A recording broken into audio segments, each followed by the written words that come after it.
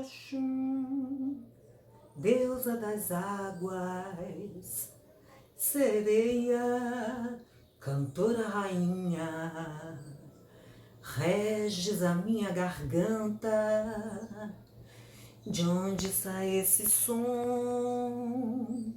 Te oferto flores, perfumes, por teres me dado este dom.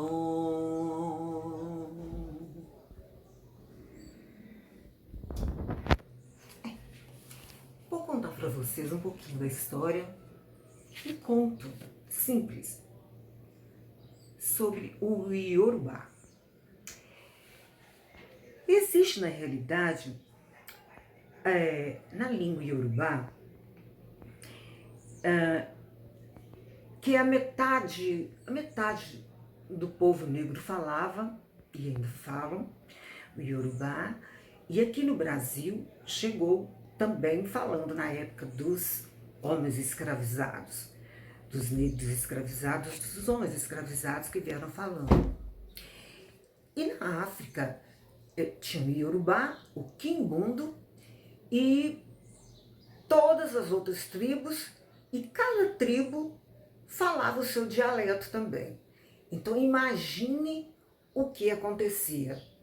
Cada tribo falando o seu dialeto, e o Iorubá, que era o maior de todos, e o Quimbundo, e entre outros dialetos maiores, e cada tribuzinho daquela tinha o seu próprio dialeto. Hoje ainda assim acontece isso. É muito difícil falar ou concluir tudo o que acontece dentro da África, não é mesmo? E outra parte deles, que chamam Quimbundo, que vieram para cá, e essas pessoas, esses homens escravizados, vieram para o Brasil, e assim começou a se aplicar o Iorubá. Para esse povo iorubano, o mais importante de tudo é a saudação. Para eles, a saudação é como se fosse uma coisa muito importante. Se você passar 10 vezes perto, 10 vezes você tem que saudar. É como se fosse uma coisa extremamente importante, sabe? Bom, por exemplo, algumas saudações nós adquirimos ou nós aprendemos de certa forma do povo iorubano, do povo escravizados que vieram ao Brasil, que estão aqui no Brasil, a descendência nossa, e que alguma coisa ficou deles. Por exemplo, epa! Se alguém passa perto da gente e fala epa, o que a gente fala epa, né? Oi, epa! Né? Então, o epa é uma saudação que é a mais forte de todas que se dá, que é para epa babá oxalá. Então é salve nosso Senhor Jesus Cristo, ou salve Deus Pai Todo-Poderoso. Babá significa pai, iaiá, mamãe, né? Por exemplo, outro, o que aru Oxóssi. Oxóssi é um orixá também. Então, por exemplo, o que aru, então, salve o rei, ou o rei da montanha, digamos assim. Aí por aí vem a Totô Abaluê, né? É uma saudação ao orixá, o Mulu. Laruaê Exu. Exu é uma entidade interessante. Não, uma entidade não. É um orixá interessante. As pessoas aqui no Brasil, quando falam em Exu, eles tremem. As pessoas que não são esclarecidas. Exu é um orixá. Não é que eles falam Exum, ainda põe um M, que não é Exum, que fala que é o M de Exum, de capeta, de Exum, 7, não sei o que tem, 7, seu 7, seu 7, seu 7. Existe sim este, seu 7, mas esse é na Umbanda. Já é uma outra ramificação afro-brasileira, não afro não africana como é o candomblé puro, né? Ele não, é um orixá. O Exu é um orixá que obedece, todos obedecem, desce uma clara, eles têm um comando de Deus e de si próprio. E o Exu do candomblé, ele é uma entidade que obedece, faz o bem, né? Para o que você quer, para o que você pede, ele faz o bem. Mas se ele não gostar de algumas coisas, de algumas pessoas, ou de algum comportamento errado de alguma pessoa, ele cria um caso e aí bota o circo para quebrar. Alguma característica do Exu, que o povo fala, da Umbanda, que eu respeito muito, muito mesmo, porque é uma afro-brasileira, uma religião afro-brasileira. E aí vem Epa Rei, Epa, tá vendo? Epa Rei, Epa Rei, Inhaçã, né? Que é uma entidade também, um orixá. Caô, Cabeciele, Xangô, legal.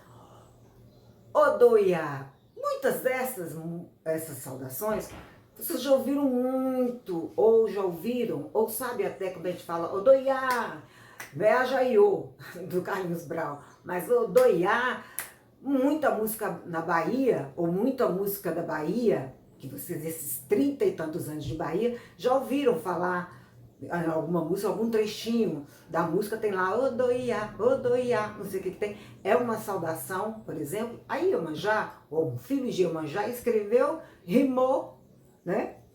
Tá lá. E Orobobô, Oxumaré. Orobobô, Oxumaré é muito interessante, porque Oxumaré é um orixá que 6 meses ele é homem, 6 meses ele é mulher. Esse orixá, as cores dele, cada orixá tem uma cor que representa. O Oxumaré é o único orixá que as cores dele é a cor do arco-íris. Daí vem algumas coisas podem se tirar da verdade disso aí. Porque se 6 meses ele é mulher, 6 meses ele é homem, e a cor dele é o arco-íris, e ele pode vir também 6 meses, ele pode vir 1 ano, os dois juntos. Então, ele independe disso, né? E Nanã, epa Nanã, salve, salve Nanã Burupê. Nanã é a entidade mais velha, é um orixá feminino mais velha do candomblé. Gente, você tá aí? Então, essa orixá, ela é a mais silenciosa, mas quando ela fala, todos os orixá param para ouvir. O orixá fala assim, mas de onde surgiu o orixá? O orixá conta-se na Bíblia uma passagem que vocês podem lembrar, que existiu uma tribo de homens gigantes e que tinham que ser alimentados, né? Homens gigantes. Tem uma passagem na Bíblia que fala sobre homens gigantes, e tem uma passagem de quem matou com quem uma pedrinha, matou um gigante com uma pedrinha, não é? Tem Golias, exatamente. Mas tem essas passagens todas, e esses orixá, eles faziam tanta coisa boa, ou eram guerreiros fortes e faziam coisas boas, e depois, quando eles morriam, até mesmo em vida, eles se tornavam encantados, e as pessoas aí acabavam seguindo, né, como um guerreiro, acabavam seguindo, e ele deixava de fazer as guerras por causa da idade, e eles obedeciam tudo ao comando. Daí se ele virava orixá, e daí tem toda uma outra história que se fala sobre a verdade sobre o orixá. Existe também o sincretismo religioso, que as pessoas falam, o que é o sincretismo religioso? Quando os homens escravizados chegaram aqui, eles não podiam entrar. Os negros africanos, os homens africanos chegaram aqui escravizados, eles não podiam entrar em igrejas, Então, e como que eles faziam para fazer as festas deles que eles tinham? Fazer, não podiam fazer, eles não deixavam. Então, o que que eles fizeram? Eles fizeram assim, olha, vamos ver qual é o dia do santo que eles têm lá na igreja e vamos ver a cor da roupa que ele tem e o dia mais próximo, né? O dia que eles têm, que eles estão. Ah, então vamos. Então, dia 4 de dezembro é o dia de Santa Bárbara. Então, a roupa de Santa Bárbara, ela é azul, rosa, e essa Santa Bárbara, ela teve um estigma, aconteceu um estigma com ela, assim, assim, assado. Então, é muito próximo de Iansã, aconteceu isso tudo com Iansã, e a cor da roupa de Iansã é essa. Então, pronto, dia 4 de dezembro é o dia de Iansã. Beleza. Então, quando era dia de Santa Bárbara, na igreja católica, eles estavam lá dentro da senzala, batendo os tambores e saudando, fazendo a saudação a, em Yorubá, a Inhaçã. Aí eles falavam, o que que esses negros estão fazendo na senzala? Quando chegavam lá, estavam todos vestidos de branco e algumas outras vestidos de rosa, branco, da cor. Ah, nós estamos saudando Santa Bárbara. Ah, tá bom, continuem. E aí eles faziam a festa, mas na verdade eles estavam saudando Inhaçã. E assim foi trocando o dia de São Sebastião, dia 20 de janeiro. Ah, São Sebastião, ele foi flechado, morreu, era um guerreiro romano e ele morreu flechado. Pô, quem anda com flecha na mão e anda na mata? Ah, pô, dia de Oxóssi, vamos botar Oxóssi, então que é a mesma coisa, ele anda com a flecha e anda na mata. É assim for fazendo o sincretismo, no dia do santo é o dia do orixá tal, e foram fazendo para ser aceito. Então eles faziam a festa no dia do santo para não ter problema. Ele não podia entrar na igreja e assim começou todo o sincretismo religioso. Hoje, o Yorubá é obrigatório nas escolas em Salvador, nas escolas do Rio de Janeiro, inclusive no Rio de Janeiro, foi tombado pelo IFAM como patrimônio histórico imaterial, isso em 2018, onde tem aulas obrigatórias nas escolas, faculdades, nas periferias, né, em 2018. E nós temos também, e isso em Salvador, todo também. Por quê? Vamos falar assim. Porque o orixá, ele não fala em orixá do candomblé, ele não fala outra língua a não ser o iorubá. Por isso que naquela época, as pessoas que iam consultar o orixá dela, ia pedir um conselho, alguma coisa, chegava e pedia. Então tinha que falar com um tradutor, que é chamado de Ogã.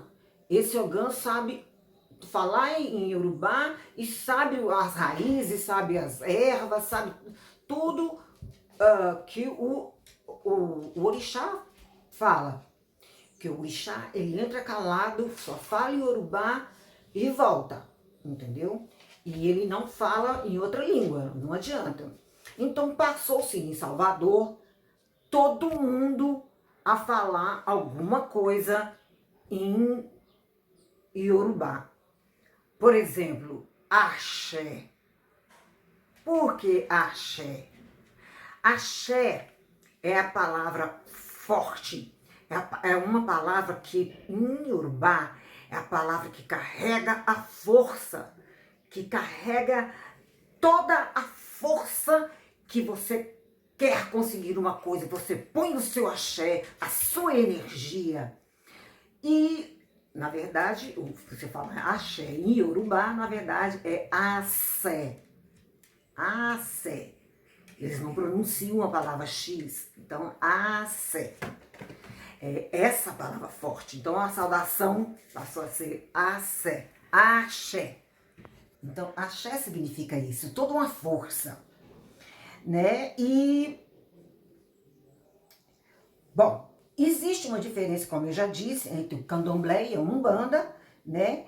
Agora eu vou contar um rápido para as pessoas ir abrindo a cabeça, uma rápida passagem.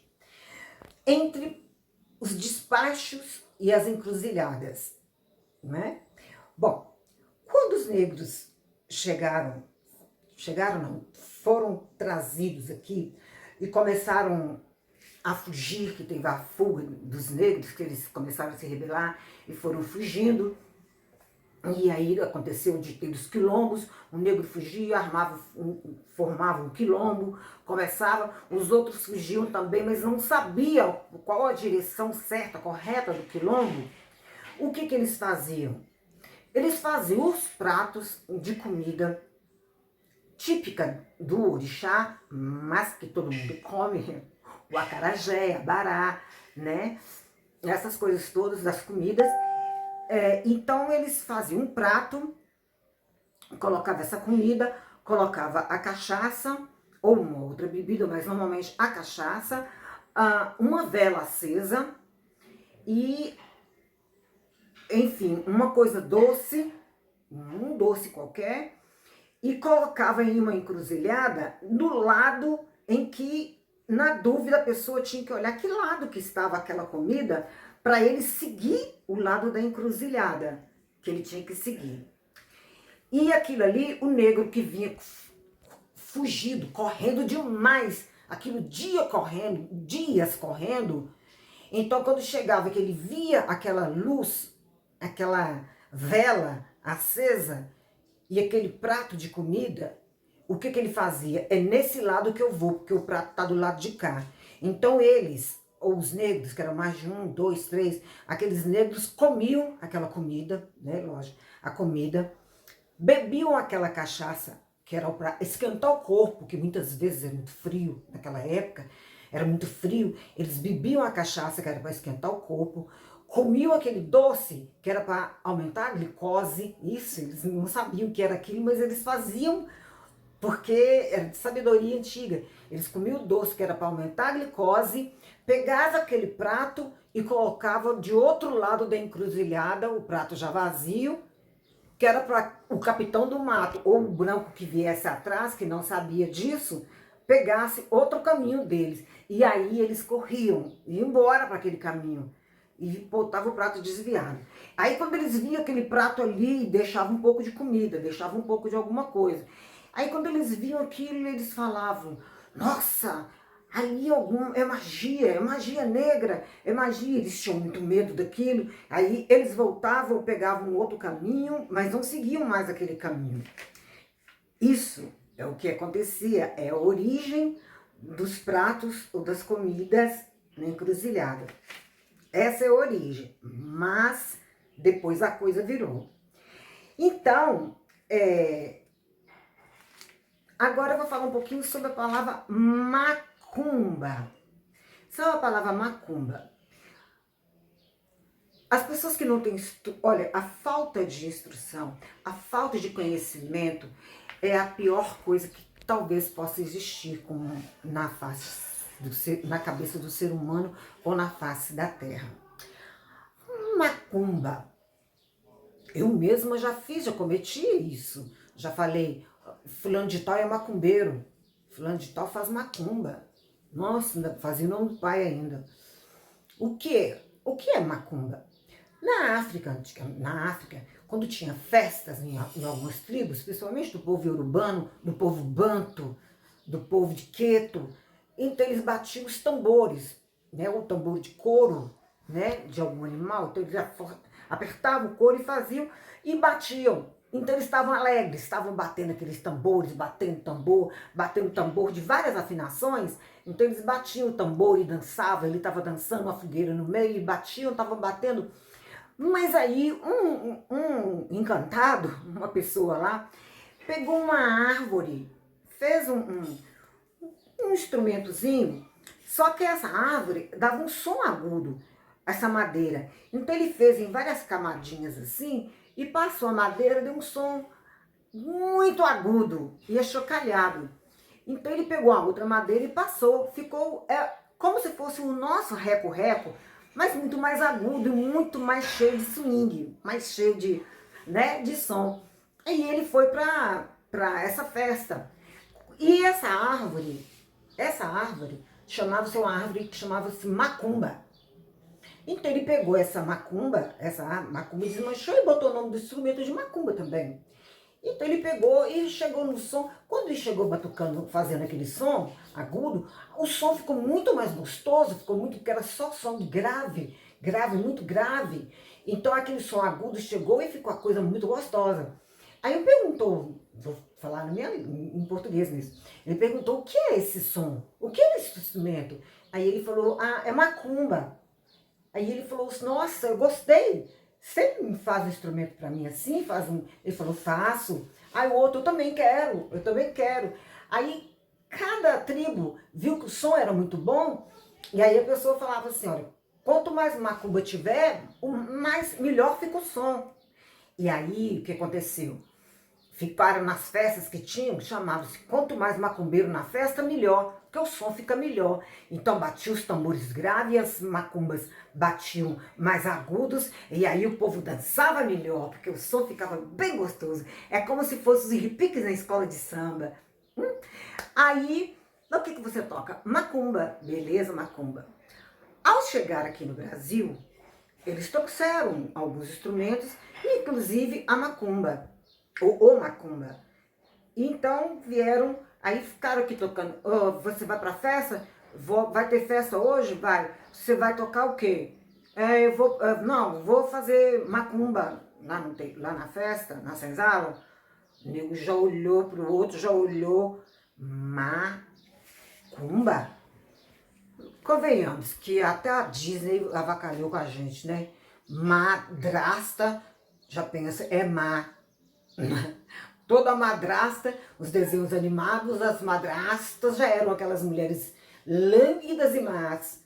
Então já colocou como macumba.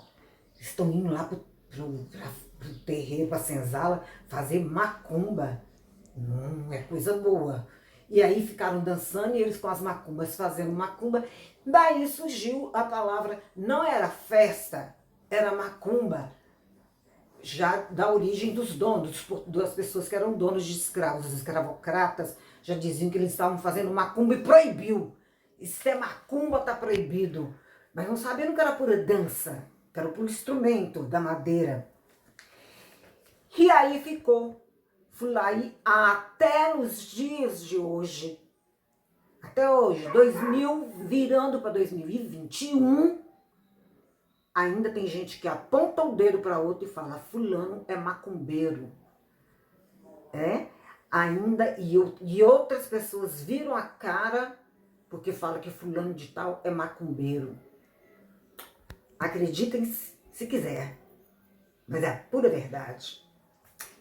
É incrível. Incrível apontar isso é crime, chamar os...